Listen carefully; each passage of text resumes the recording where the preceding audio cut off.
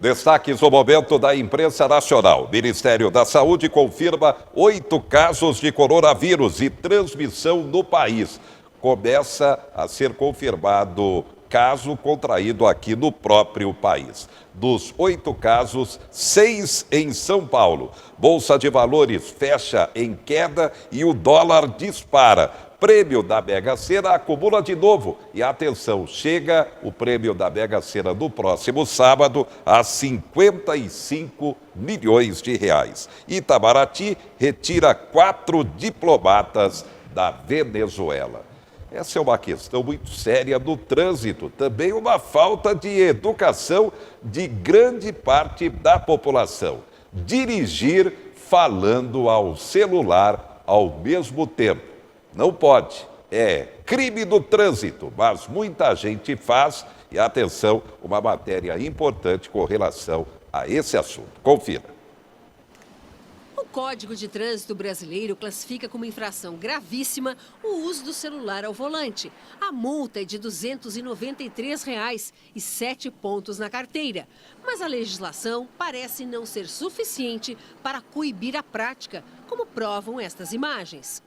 Está errado, né? Eu acho que tira o foco. Eu já vi bastante, principalmente quando para no farol, o pessoal vai logo pegar o WhatsApp, né? O uso do celular no volante é a terceira maior causa de mortes no trânsito no Brasil. A utilização do aparelho aumenta em até 4 vezes as chances de acontecer um acidente. Por ano, 54 mil pessoas morrem no Brasil por causa de motoristas que usavam o celular enquanto dirigiam. 154 por dia. 160 mil pessoas ficam com sequelas dos acidentes. Por isso, um projeto de lei do Senado prevê que o uso do celular ou aparelho similar ao volante aumente de 1/3 à metade a pena por homicídio culposo no trânsito, que hoje vai de 2 a 4 anos. O relator ainda incluiu uma emenda para deixar claro que a punição também se aplica nos casos de envio de mensagens de texto ou de voz e será permitida a quebra do sigilo telefônico para comprovar as infrações. Se não houver recurso, o projeto deverá ser votado no plenário do Senado e enviado para a Câmara dos Deputados. É boa iniciativa, né? Acho que com punição a gente deixa de usar. Concordo, porque é a segurança para nós mesmos. A lei, ela é boa, ela é funcional. O que nós precisamos é uma fiscalização condizente. E, infelizmente, não temos os recursos humanos necessários para fazer essa fiscalização. Se tivéssemos, nós teríamos reduzido em muito os nossos óbitos no trânsito, os nossos sequelados. A ideia dos senadores é adotar, no caso do celular, a mesma política de tolerância zero aplicada na Lei Seca de 2008. É importante que o nosso legislativo faça a lei cada vez menos permissiva, focando no direito coletivo. Então, o movimento espera que essa lei seja aprovada, seja sancionada, porque, afinal, o nosso governo, a principal função dele é tutelar pela segurança dos brasileiros. É uma questão de educação. Não é preciso nem a gente fazer esse comentário. E atenção, motoristas de Uber não poderão dirigir por mais de 12 horas seguidas transportando pessoas. Se isso acontecer, a Uber já anunciou, vai haver a desconexão. O monitor será desligado por 6 horas, dando a entender que aquele motorista terá que descansar por pelo menos 6 horas. Depois haverá exatamente a conexão novamente para que ele possa continuar trabalhando. É uma questão de segurança no trânsito, tanto para o motorista como, é claro, para as pessoas transportadas. Neste dia 8, Dia Internacional da Mulher. E uma estatística preocupante acaba de ser divulgada, aliás, é mais uma. Brasil teve aumento de 7,3% nos casos de feminicídios em 2019, na comparação com 2018. Uma ocorrência a cada 7 horas em média. Pela estatística divulgada, tivemos quase 4 mil casos de feminicídios no país, de acordo com essa estatística oficial. 3 casos aconteceram aqui em Marília. Convidamos para falar sobre o assunto a doutora Rossana Camacho, ela que é conselheira do Conselho Estadual da Condição Feminina e também delegada da Delegacia de Defesa da Mulher, delegada aposentada. Doutora Rossana, boa noite. Boa noite, José Henrique. Boa noite, telespectadores. Aliás, é um prazer estar aqui com vocês. Igualmente, novamente. obrigado pela presença, um prazer. Explicando tecnicamente o que é agora feminicídio. O feminicídio é um homicídio qualificado e ele vai como se diz, punir o homem quando ele mata a mulher por causa da questão de gênero, pelo fato de ser a mulher ou pelo fato decorrente de violência doméstica. Bem, então, caracterizado, tipificado como homicídio. Nada mais é do que um crime de homicídio mais qualificado por essas duas questões. Brasil teve aumento de 7,3% nos casos de feminicídio em 2019 em comparação a 2018. Pela estatística, uma ocorrência a cada 7 horas. A senhora avalia tecnicamente. Avalio sim, e é uma coisa que é preocupante. Nós temos a 3ª melhor lei do mundo de proteção à mulher e somos o 5º país mais violento em relação à mulher. E por que isso? Esse contraponto. Então, nós temos que começar a trabalhar na prevenção. Quando você tem essas estatísticas, é depois que aconteceu o homicídio. Então, o que precisa ser feito é serem desenvolvidas políticas públicas para as mulheres para prevenir a violência doméstica, porque o homicídio ele está no final. Então, os casos de violência doméstica, muitas vezes, eles estão sendo tratados, eles estão sendo prevenidos quando são violências simples, violências mais amenas, com penas menores, no caso das ameaças, no caso de ofensas morais. Mas o feminicídio não está se conseguindo conter isso que a gente pode até falar de uma epidemia por todo o Brasil, entendeu? Então, precisa ser investido políticas públicas para as mulheres nessa questão. As mulheres já são maioria na população brasileira e grande parte sustentando as próprias famílias. E ainda tem essa questão da violência. Preocupa, não, doutora? Preocupa. Quando se fala em políticas públicas para as mulheres, direitos das mulheres, quando se fala em 8 de março, nós temos que refletir essas coisas. Todo dia é o Dia da Mulher. Todo dia é o dia do ser humano, mas essa data, 8 de março, é uma data emblemática, em que nós vamos fazer o meia-culpa, o que está certo, o que está errado, o que nós precisamos melhorar. Avançamos muito na questão de algumas políticas públicas e dos serviços públicos. Nós temos delegacias de polícia especializadas para atender as mulheres. Em algumas cidades nós já temos varas especializadas, temos hospitais especializados, temos também alguns programas voltados para a mulher, para a questão da gravidez indesejada, da gravidez, de você trabalhar com a mulher no pré-natal, trabalhar com as meninas, trabalhar com a mulher idosa, temos as leis de proteção, mas temos que avançar muito ainda, porque se nós temos um número grande, estatísticas grandes de feminicídio, alguma coisa está errada. Então, temos que trabalhar na prevenção, temos que procurar dar qualidade de vida para essas mulheres.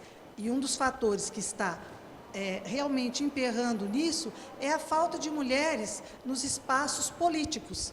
Apenas 10% das câmaras municipais, da Câmara Federal, das Assembleias Legislativas, da parte legislativa, da nossa política partidária são ocupados por mulheres, sendo que nós somos a maioria na população. Então, isso começa daí, dessa formação política das mulheres ingressando na política partidária, das mulheres participando dos partidos políticos e dando diretrizes e ajudando que sejam feitas leis e que sejam desenvolvidos projetos e ações para que se possa conter essa epidemia que é a violência doméstica, que é o feminicídio. Aliás, tramitando no Senado o projeto de lei que torna obrigatório aos condenados por agressão à mulher pagamento de indenização às vítimas ou aos filhos em caso de óbito. A senhora avalia.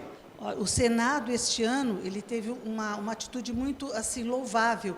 Eles concentraram todas as leis que estão tramitando no Senado, eles juntaram, trouxeram essas leis para serem apresentadas e aceleradas e discutidas nesse 8 de março. Eles vão começar a fazer um trabalho de intensificar para que, como esse projeto de lei, outros tantos projetos de lei, façam com que a Lei Maria da Penha seja implementada. A Lei Maria da Penha, ela foi criada para criar mecanismos e ferramentas para se prevenir e coibir a violência doméstica.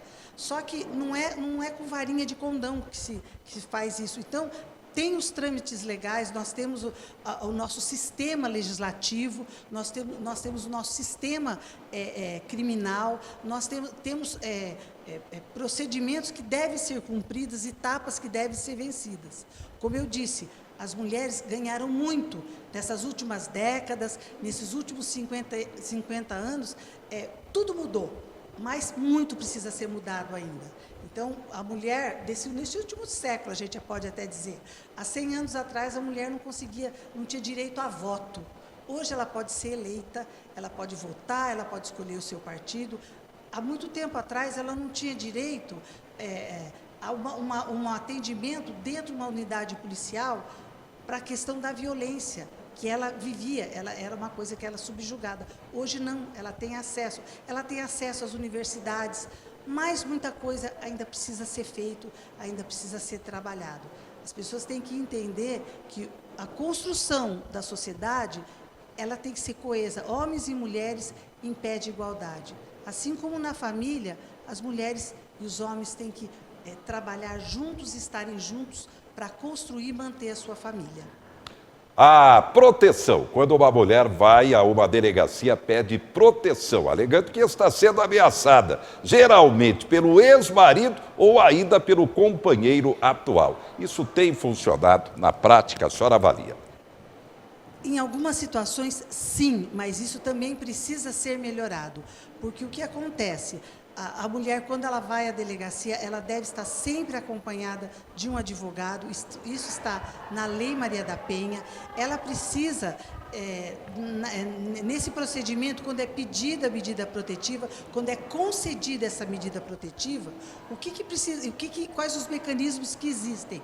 Nós temos no estado de São Paulo o SOS Mulher, então ela pega essa medida protetiva, ela tem um aplicativo da Polícia Militar, que ela vai ter esse aplicativo no seu próprio celular. O marido chegou perto, o ex-companheiro chegou perto, ela aciona, ela não precisa ligar o 190, ela aciona esse mecanismo, o policial mais perto dela vai estar ali para atendê-la. Não adianta ela ter uma medida protetiva e ela não dar conhecimento às pessoas que estão ao seu entorno. Se as pessoas não souberem que ela tem essa medida protetiva, pouco vai se fazer se o marido chegar próximo a ela. E nós temos também mais algumas legislações que estão sendo implantadas agora, nesse mês de março, e uma delas é que quando se concede a medida protetiva, mais uma nova medida protetiva, ela pode ser decretada pelo juiz, que o agressor, que o indivíduo que está ameaçando essa mulher, que ele passe imediatamente para um treinamento, que ele faça um treinamento, um tipo de uma capacitação social e psicológica para que ele possa inserir e conviver na sociedade. Então, tudo isso são mecanismos que estão aí e que, aos poucos, nós vamos conseguir implantar isso para beneficiar as vítimas e para tirá-las da situação de violência e manter a paz social. A gente vai para um rápido intervalo. Daqui a pouco a doutora Rossana Camacho vai comentar a importância dessa data, dia 8, Dia Internacional da Mulher. Destaques no momento da imprensa. Sobe para 8 o total de casos de coronavírus no Brasil. A novidade, São Paulo registra as primeiras transmissões internas. Agora não é apenas caso importado, não. Temos transmissões de casos aqui mesmo no Brasil, dentro do território brasileiro. Por causa do coronavírus, o presidente Bolsonaro suspende viagem à Polônia, Hungria e Itália. Na Itália, quase 200 mortes pela doença, a maioria idosos. Dólar fecha a 4,65 e o ministro Guedes diz que pode ir a R$ 5. Enquanto isso, ele continua afirmando que o país deve crescer 2% esse ano, como está cobrando o presidente Bolsonaro, mesmo com o coronavírus. São destaques do momento. A gente volta já já.